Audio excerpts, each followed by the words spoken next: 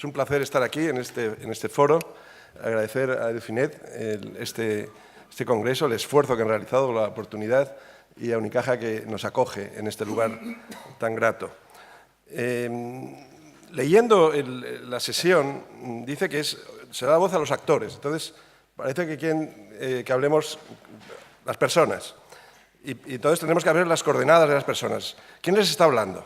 ¿Qué tiene que ver la persona que les está hablando con la educación financiera? Pues la docencia. En el año 92 propongo y se empieza a incluir en los planes de estudio de la universidad, en este caso en la Carlos III, la regulación financiera. Y a eso me dedico desde entonces. El año 2008 quiebra Lehman Brothers y quien era un consultor y docente se convierte en un abogado. Y recibo en estos 10 años unas 2.000 personas. Me doy cuenta que tenían problemas bancarios. Y me doy cuenta al tratar con ellos que tienen unas características distintas al resto de los clientes.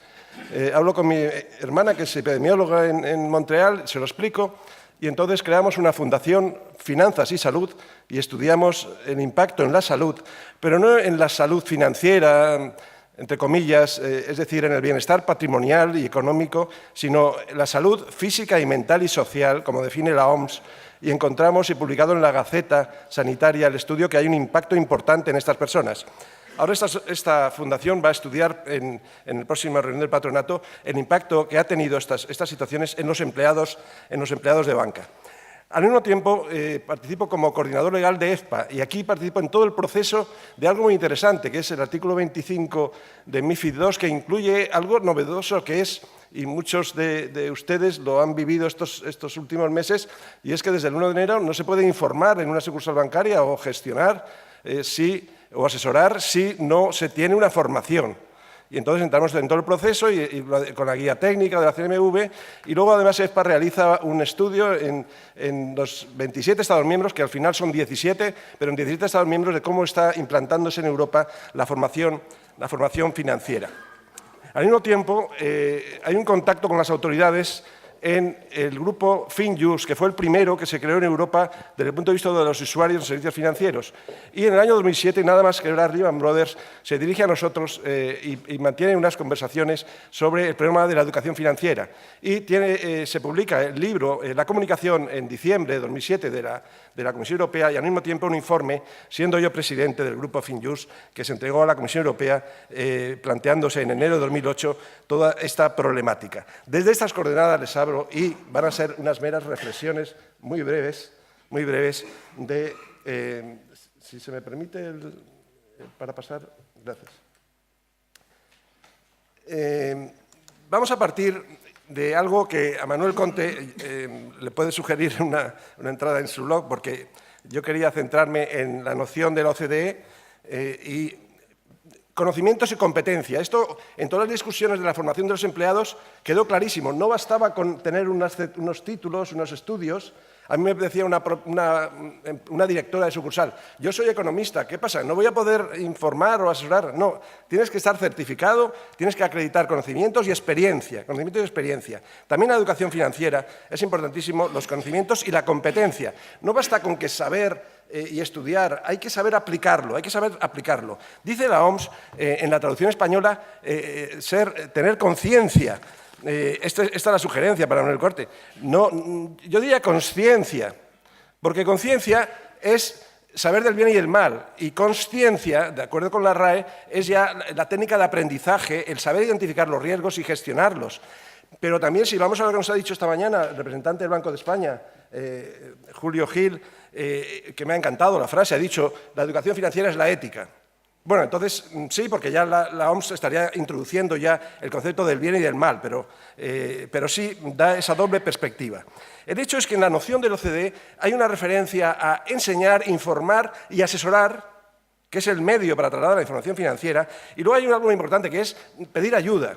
Esto nos coloca en que no siempre la educación financiera va a lograr sus objetivos, es decir, que hay que saber los límites y que cuando uno está ante situaciones complejas, y hoy los mercados financieros son complejos y los productos financieros cada vez son más complejos, hay que saber que hay que acudir a la ayuda de un asesor. Esto nos plantea que nos encontramos ante una actividad regulada, el asesoramiento. ¿Y hay algo intermedio? Pues sí, hay una orientación financiera, el financial guidance que existe entre lo que es la educación financiera y el asesoramiento.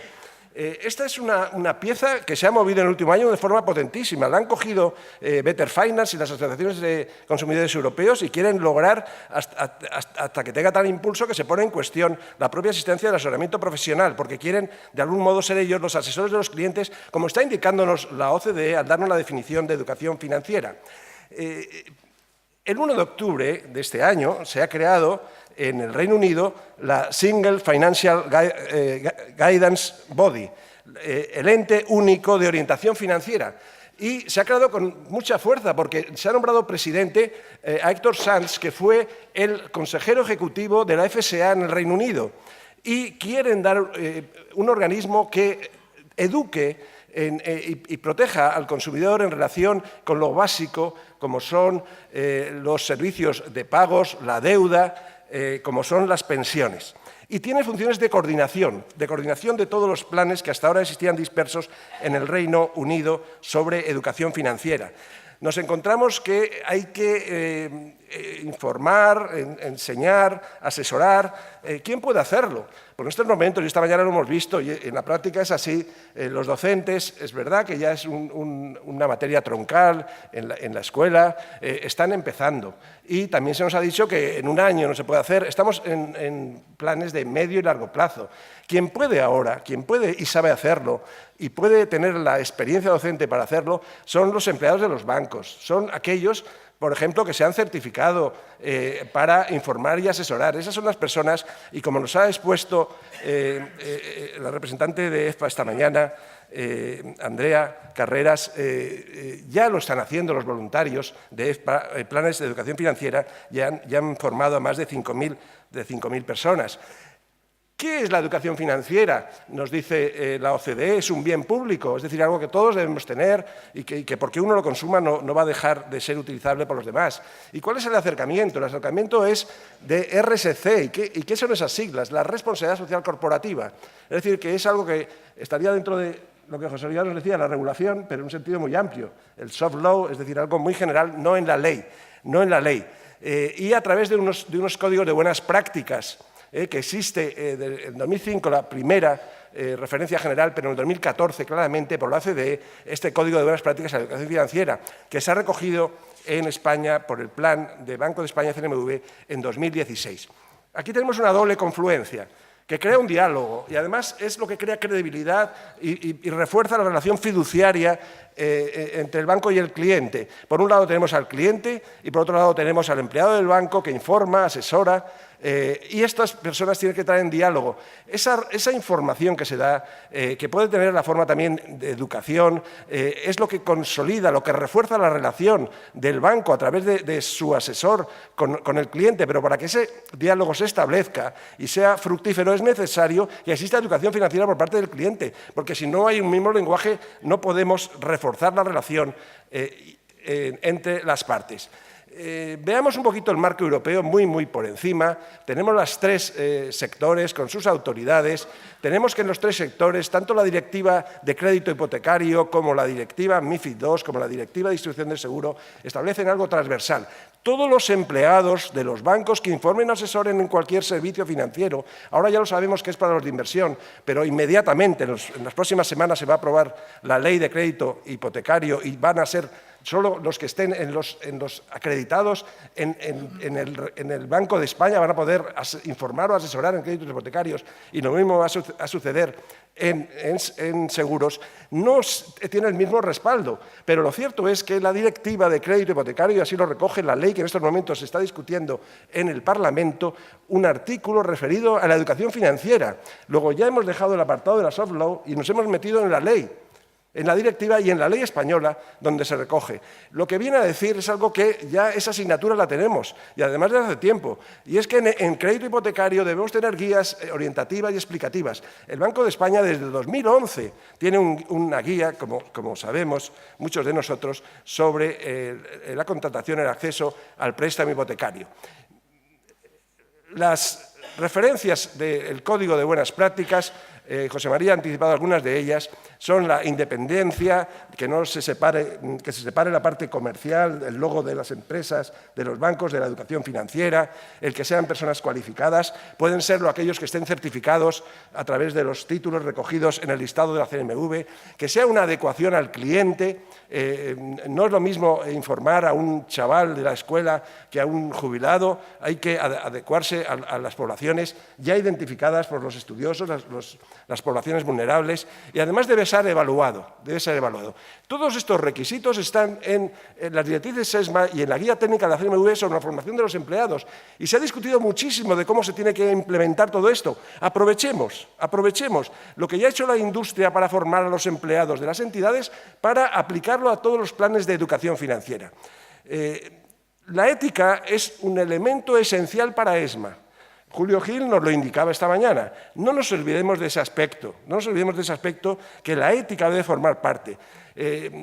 A través de la sostenibilidad en los planes de educación financiera se recoge, pero tal vez debería entrar como una materia específica la ética en la educación financiera. Bueno, lo que viene como última reflexión son lugares comunes y la gran pregunta con la que empezaba José María a cabo es: ¿estamos a favor o en contra de la educación financiera? Totalmente a favor.